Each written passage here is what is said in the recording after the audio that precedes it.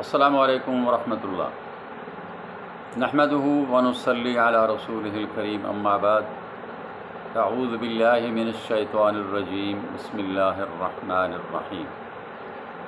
کاف ہا یا عین صاد ذکر رحمت ربک عبدہ زکریا صدق اللہ العظیم۔ معزز سامعین، مہاجرین حبشہ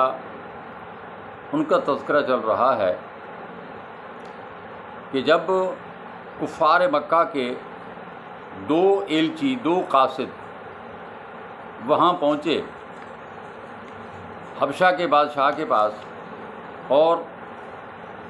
ان کے وزیروں مشیروں پادریوں کو تحفے تحائف دیے، اور پھر اس کے بعد ان لوگوں نے وہ جو دو قاصد گئے تھے اہل مکہ کے، قریش مکہ کے، عمرو بن عاص اور عبداللہ بن ربیہ، انہوں نے جب اپنا مدعا بیان کیا اور پھر شاہ حبشہ نے مسلمانوں کو بلایا تاکہ میں ان کی بھی بات سن لوں، مسلمانوں نے سیدنا جعفر بن ابی طالب رضی اللہ تعالیٰ عنہ کو اپنا قاصد، اپنا متکلم بنا کر تیار کیا، اور سب نے یہ بات کی کہ ہم نے صرف سچ بولنا ہے، سچ کے علاوہ ہم نے کوئی بات نہیں کرنی ہے۔ چنانچہ جب سیدنا جعفر بن ابی طالب رضی اللہ عنہ دربار میں پہنچے اور بھی ساتھ مسلمان تھے، جا کر ملاقات کی، بادشاہ حبشہ نے ان سے پوچھا کہ یہ لوگ تمہارے شہر کے، تمہاری قوم کے آئے ہیں اور تمہارے متعلق وہ یہ خیال رکھتے ہیں، تمہارا اس کے بارے میں کیا خیال ہے؟ اللہ اکبر۔ سچ جو ہے، سچ والے کی اللہ تعالیٰ مدد کرتا ہے، اور جھوٹے پر اللہ تعالیٰ جل شانہ کی لعنت ہے۔ چنانچہ مسلمانوں کے ترجمان سیدنا جعفر بن ابی طالب رضی اللہ تعالیٰ عنہ نے وہاں جا کر بادشاہ حبشہ کے سامنے اپنی تقریر شروع کی۔ آپ نے فرمایا، اے بادشاہ، ہم جاہل قوم تھے، جہالت میں ہم مبتلا تھے، ہم بت پوجتے تھے، اپنے ہاتھوں سے بت گھڑتے تھے، ان کی عبادت کرتے تھے، ہم مردار کھاتے تھے، بدکاریاں کرتے تھے، قرابت داروں سے، رشتہ داروں سے تعلق توڑتے تھے، ہمسایوں کے ساتھ بدسلوکی کرتے تھے،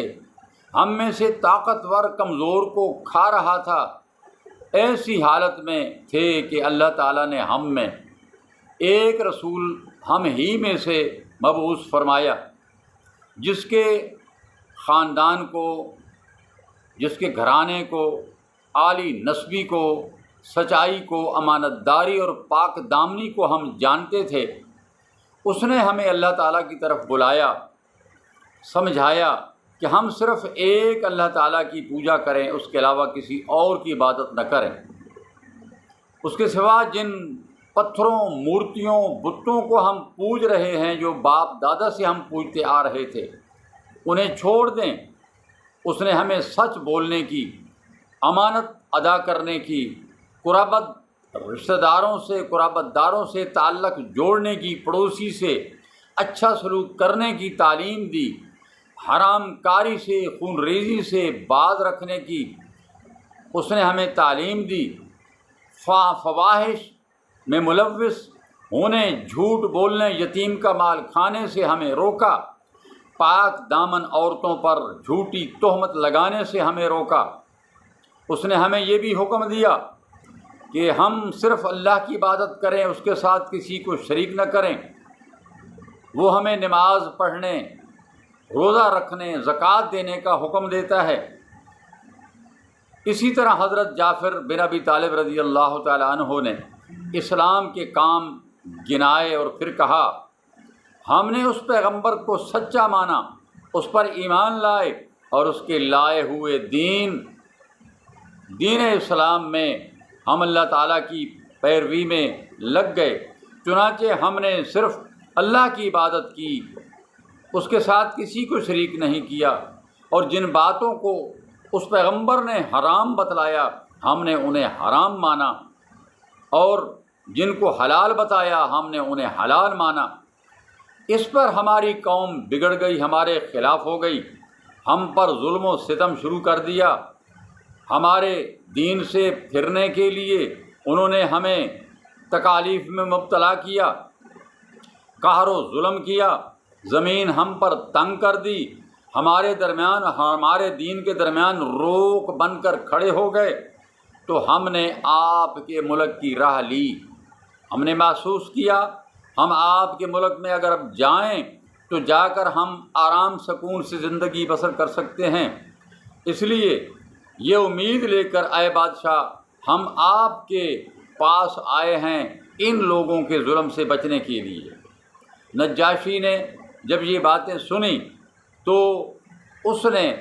حضرت جعفر بن ابی طالب رضی اللہ تعالی عنہ سے کہا کہ جو کلام وہ پیغمبر تمہارے پاس لایا ہے کیا آپ مجھے بھی کچھ سنا سکتے ہیں؟ انشاءاللہ یہ حصہ کل کے درس میں ہوگا کہ وہاں پر جعفر بن ابی طالب رضی اللہ تعالیٰ عنہ نے سورۃ مریم کی ابتدائی آیات پڑھیں، اور پھر جب ان کو سمجھایا گیا تو پھر اس کا کیا جواب تھا نجاشی شاہ حبشہ کا، اس کا تذکرہ انشاءاللہ کل کے درس میں ہوگا۔ اللہ تعالیٰ سے دعا ہے اللہ ہم سب کو دین اسلام پر قائم دائم رکھے، ہمارا خاتمہ اللہ ایمان پر فرمائے، اللہ تعالیٰ ہمارے دلوں کے اندر قرآن کی، محمد الرسول اللہ صلی اللہ علیہ وسلم کی سچی محبت ہمیں نصیب کرے، آمین۔ وما علیہ الا البلاغ، وآخر دعوائی ان الحمد للہ رب العالمین۔